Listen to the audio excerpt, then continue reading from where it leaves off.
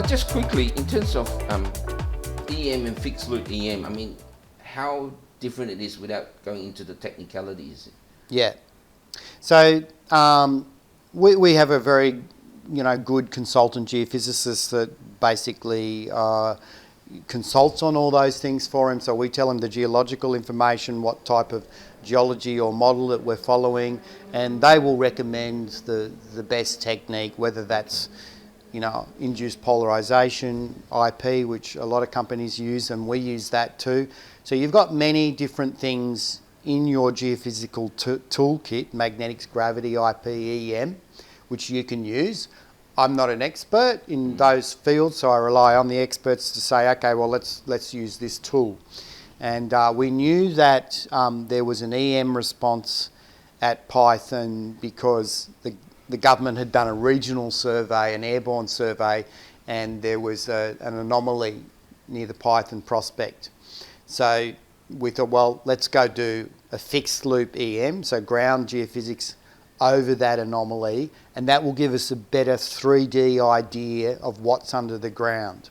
Because the airborne EM sort of just tells you there's an anomaly there, but it doesn't give you enough information to really site your drill holes. So that's why we did the fixed loop EM over that to plan the drilling. Yeah, it's very interesting. We touched on this topic, how geophysics today is a lot better than decades ago.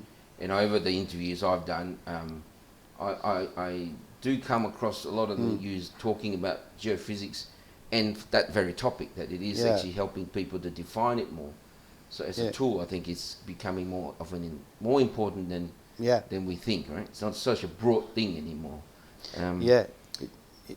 So I guess base metals is good for this kind of stuff, right? Exactly. And so 25 years ago, the survey equipment these days, like you can put 10 times the current into the ground, so you can put a lot more current into the ground, so you can look deeper and you can get pick up more subtle anomalies.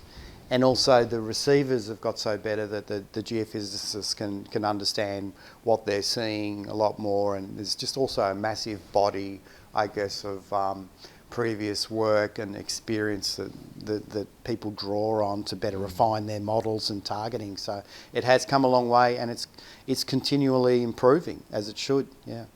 I think in terms of technological advances in our area, you still got to drill a hole the way you do it and everything else. So people don't think that is. I mean, the drill rigs are better, more powerful than anything else. But I think where geophysics come into play is like you just said. You can put more power in. You can receive it better and define it better. Software's got better. Interpretation with the software is better, and I just think that is now more.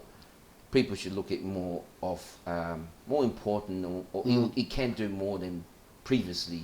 Oh, definitely, and I think it's very cost effective too. So we're doing this month. We're starting our airborne EM survey, or V10 Max, and so that is a lot more powerful, those systems these days, and we can do a detailed survey at say 300 metre line spacing, screening our tenure, looking for these bedrock conductors, and you can do that fast and effectively, and then that basically gives you, you might generate say half a dozen targets out of that.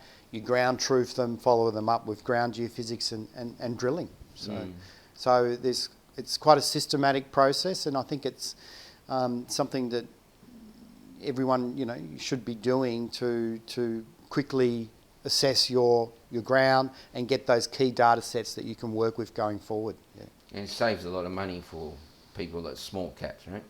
We don't have a big bank balance normally. The cost of drilling is getting so much more expensive, so every hole really counts. So you want to do that. You want to have good quality, robust targets to test with your drilling.